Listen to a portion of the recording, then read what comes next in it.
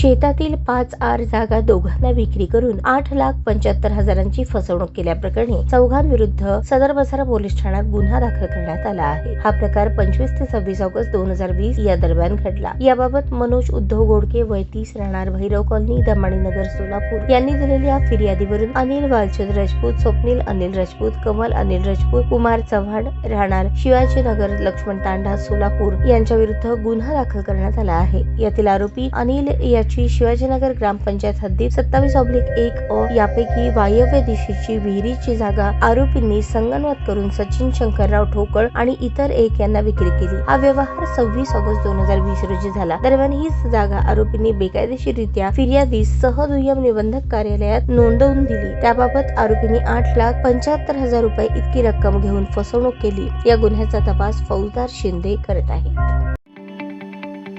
ताज्या बातम्या पाहण्यासाठी प्राईम महाराष्ट्र न्यूज चॅनलला सबस्क्राईब करा।